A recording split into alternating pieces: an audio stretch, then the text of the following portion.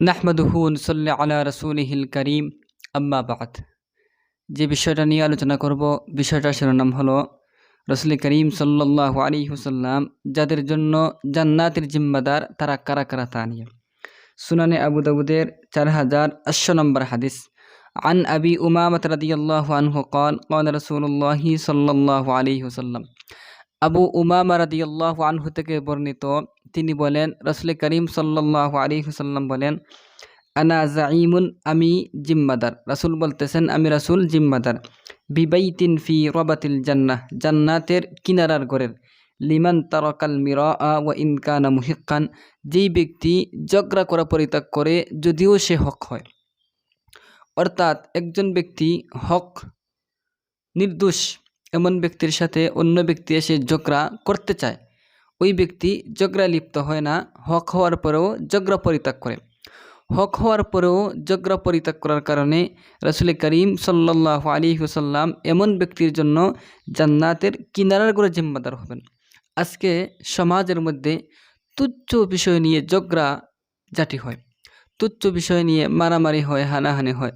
আজকে যদি কেউ ঝগড়া পরিত্যাগ করে যদিও সে হক, এরপরেও অন্যায়ভাবে কেউ তার সাথে ঝগড়া বাঁধতে চায়, এরপরেও ঝগড়ায় লিপ্ত হয় না, ঝগড়া পরিত্যাগ করে, রাসূল ওই ব্যক্তির জন্য জান্নাতের কিনারার করে জিম্মাদার হবেন। এজন্যই আমার প্রিয় মুসলিম ভাইয়েরা, আমরা তুচ্ছ বিষয় নিয়ে ঝগড়ায় লিপ্ত হব না। আমাদের সাথে অন্যায়ভাবে কেউ ঝগড়া লাগতে চাইলে আমরা ঝগড়া করব না, ঝগড়া পরিত্যাগ করব।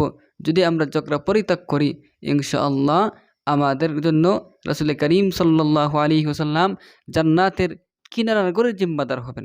জান্নাতের কিনারার গড় পেতে হলে আমরা ঝগড়া পরিত্যাগ করতে হবে। আমরা কখনো অন্যায়ভাবে তুচ্ছ তাচ্ছিল্য কেউ করার কারণে আমরা অবশ্যই ঝগড়ায় লিপ্ত হব না। যদি ঝগড়ায় লিপ্ত হই তাহলে জান্নাতের কিনারার গড় কিন্তু পাবো না। জান্নাতের কিনারার গড় পেতে হলে আমাদেরকে ঝগড়া পরিত্যাগ করতে হবে। 2 নম্বর, ওবিবাইতিন ফি ওয়াসাতিল জান্নাহ, রাসূল বলেন জান্নাতের মধ্যস্থলের গড়ের জিম্মাদার লিমান তারাকাল কাযিবা, ওই ব্যক্তির জন্য যেই ব্যক্তি মিথ্যা কথা বলা পরিত্যাগ করে। ওয়া ইন কানা মাজিহান, যদিও মানুষদেরকে হাসি তামাশা জন্য বলে থাকে, মানুষদেরকে হাসানোর জন্য যদিও মিথ্যা কথা বলে থাকে, ওই মিথ্যা কথা বলা যদি পরিত্যাগ করতে পারে, রাসূল বলতেছেন আমি ওই ব্যক্তির জন্য জান্নাতের মধ্যমবর্তী স্থলের গড়ের জিম্মাদার। তাহলে আমাদেরকে মিথ্যা কথা বলে পরিত্যাগ করতে হবে। আল্লাহ পাক রব্বুল আলামিন আমাদেরকে কোরআনের মধ্যে বলেছেন, ইয়া আইয়ুহাল্লাযীনা আমানুত্তাকুল্লাহ, হে ঈমানদারগণ তোমরা আল্লাহকে ভয় করো, ওয়া কুলু কাওলান সাদীদা, এবং তোমরা সত্য কথা বলো।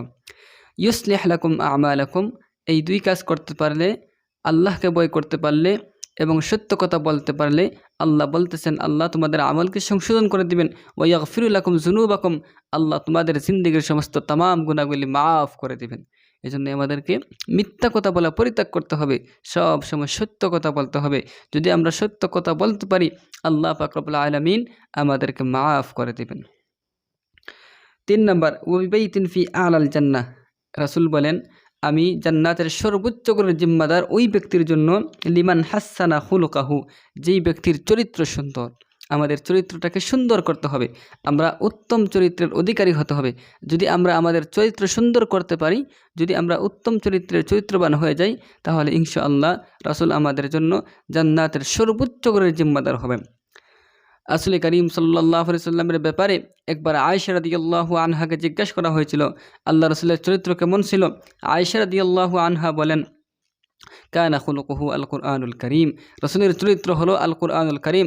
অর্থাৎ আল্লাহ কোরআনের মধ্যে যা আদেশ করেছেন রাসূল তা পরিপূর্ণ আদেশ পালন করতেন, যা নিষেধ করেছেন রাসূল তা থেকে বেঁচে থাকতেন। এজন্যই আমাদেরকে উত্তম চরিত্রের চরিত্রবান হতে হবে। আমরা যদি উত্তম চরিত্রের চরিত্রবান হয়ে যাই, আমরা যদি উত্তম চরিত্রের অধিকারী লোকদের অন্তর্ভুক্ত হয়ে যাই, আল্লাহ রাসূল আমাদের জন্য জান্নাতের সর্বোচ্চ করে জিম্মাদার হবেন। আল্লাহ পাক রব্বুল আলামিন যেন আমাদের সকলকে এই 3 শ্রেণীর লোকের অন্তর্ভুক্ত হওয়ার তৌফিক দান করেন। আমিন। ওয়া আখিরু দাওয়ানা আনিল হামদুলিল্লাহি রাব্বিল আলামিন।